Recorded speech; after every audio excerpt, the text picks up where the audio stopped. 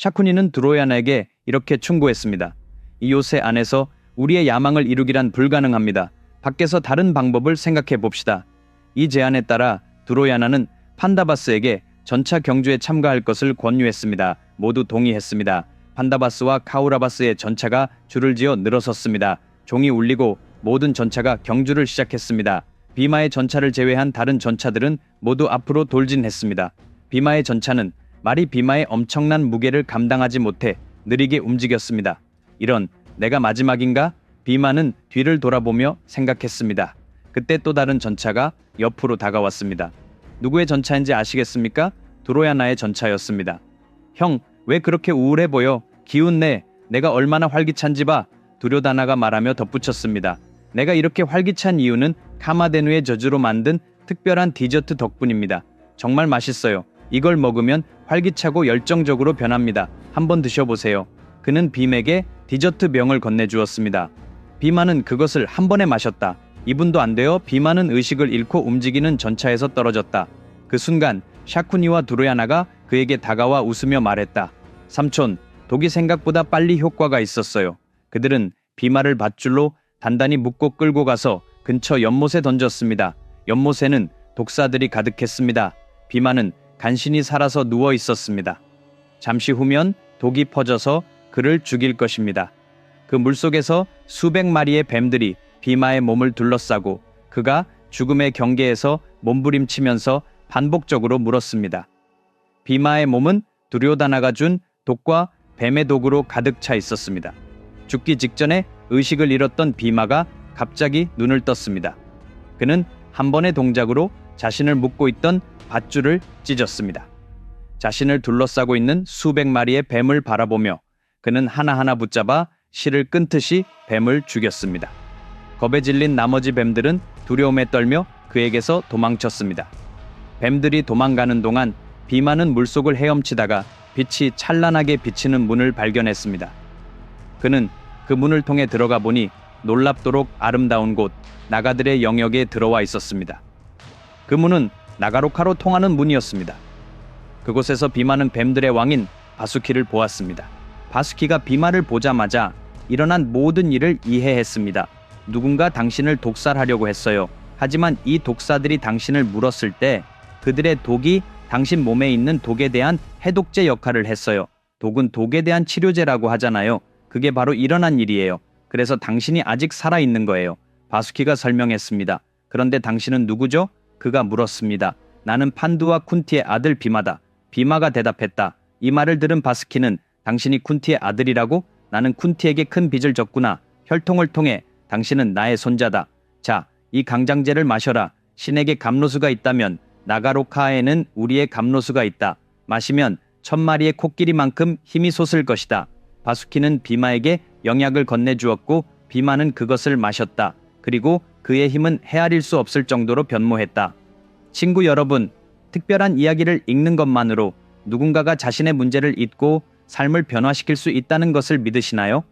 그런 이야기를 자녀에게 들려주는 것만으로도 자녀가 미래에 필요한 가치를 배울 수 있다고 믿으시나요? 지금 당장 또는 미래에 직면하게 될 모든 문제의 해결책이 이야기 속에 숨겨져 있을 수 있다고 말씀드린다면 어떨까요? 네, 가능합니다. 그리고 그 이야기는 인류 역사상 가장 위대한 서사 시인 마하바라타, 더 마하파라타입니다. 이 이야기는 블록버스터 영화보다 100배는 더 흥미진진합니다. 도전입니다. 비크라마디티아의 내레이션 스타일로 쓰인 마하바라타 전집은 2권으로 구성되어 있으며 실제 책과 전자책 형식으로 제공됩니다. 아마존과 43개의 다른 온라인 상점에서 찾을 수 있으며 전 세계 54개 언어로 제공됩니다. 아래의 비디오 설명에 링크가 제공되어 있습니다. 지금 바로 사서 보세요. 이 책은 단순한 책이 아니라 여러분의 삶을 위한 지혜의 보고입니다. 한편 1000마리의 코끼리 같은 힘을 얻은 비마는 헐크처럼 엄청난 힘을 가진 존재로 변했습니다. 바수키는 빔에게 당신의 세계로 돌아가라고 말하며 작별을 고하고 그를 돌려보냈습니다. 마차 경주가 끝나고 아르주나가 승리를 거두었습니다. 모두가 그의 승리를 축하했지만 아르주나는 비마가 보이지 않는 것을 알아차렸습니다. 의심스러운 아르주나는 그들이 왔던 길을 되짚어갔습니다. 가는 길에 그는 두로요다나를 만났습니다. 두로요다나, 비마를 보셨습니까? 아르주나가 물었습니다. 아니, 오늘 아침 이후로 그를 보지 못했습니다. 두로요다나가 대답했습니다. 그러나 아르주나는 그의 더듬거리는 말과 샤쿠니의 교활한 표정을 보고 의심스러워졌습니다. 아르주나는 그들이 빔에게 무슨 짓을 한 것이 아닌가 하는 생각이 들어 서둘러 비마를 찾아 나섰습니다. 어느 순간 아르주나는 비마의 전차를 발견했지만 비마는 보이지 않았습니다. 그는 단호하게 수색을 계속했습니다. 그는 갑자기 멈춰서서 생각했습니다. 비마는 바로 이 장소에서 끔찍한 일을 겪었을지도 모른다. 아르주나는 왜 이런 느낌을 받았을까요? 비마의 무게 때문에 전차 바퀴 자국이 깊게 남아 있었지만 어느 지점부터는 자국의 깊이가 옅어졌습니다. 이것은 비마가 그 지점에서 전차에서 내렸음을 나타냅니다. 아르주나는 자신의 의심을 확인하기 위해 주변 지역을 수색하기 시작했습니다. 곧 그는 땅에 끌린 자국을 발견했고 이는 비마가 연못 쪽으로 끌려갔다는 증거였습니다. 이 표식을 따라 아르주나는 이야기를 정리했습니다. 비마가 습격당해 연못에 던져졌습니다. 연못께 앉아 아르주나는 비마가 살아있는지 죽은 것인지 궁금해하며 가슴이 아팠습니다. 그때 물에서 한 인물이 나타났습니다. 그것은 비마였습니다. 아르주나는 기쁨에 차서 그에게 달려가 그를 안았습니다. 비마는 그에게 일어난 모든 일을 말하고 두로야다나의 행동을 모두에게 알려야 한다고 말했습니다. 그러나 아르주나는 다른 생각을 가지고 있었습니다. 그는 비마에게 말했습니다.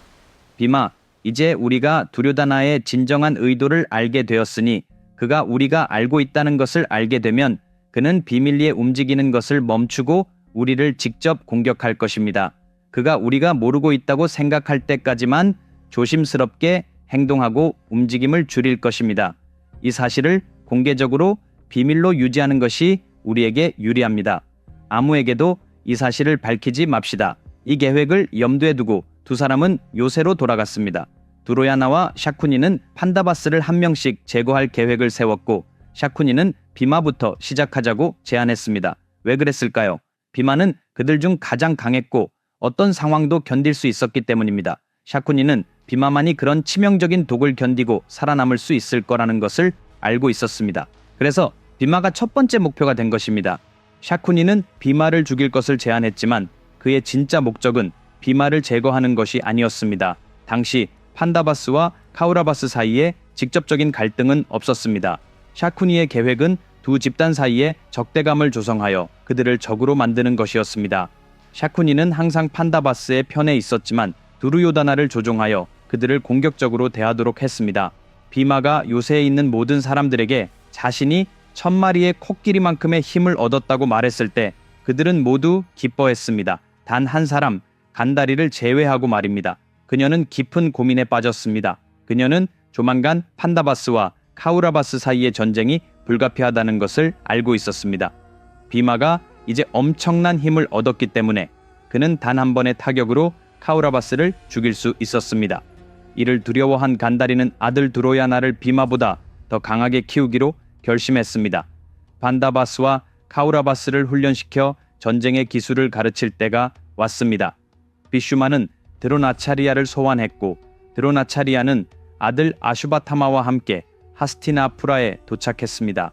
비슈마는 드로나차리아를 모든 카우라바스에게 소개했습니다. 카우라바스들은 각각 존경을 표했지만 그들의 인사는 진정한 경의, 두려움 또는 헌신이 부족했습니다. 그들은 의무감에 따라 나마스테 아차리아 또는 나마스테 구루지라고 말하며 기계적으로 그를 맞이했습니다. 드로나차리아는 그들의 태도에 불쾌감을 느끼며 스스로 생각했습니다.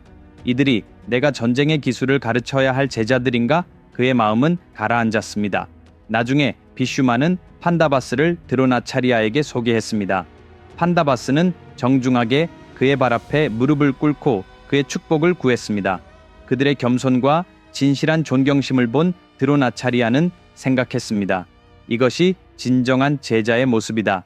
친구 여러분, 다음 에피소드는 이야기를 완전히 새로운 차원으로 끌어올릴 것입니다. 놓치지 마세요. 다음 주 토요일 같은 시간에 다시 뵙겠습니다. 그동안 마하바라타 책을 지금 주문하세요. 아래 설명에 링크가 있습니다. 그리고 아직 제 채널을 구독하지 않으셨다면 지금 바로 구독 버튼을 눌러주세요. 그때까지 건강하세요. 안녕!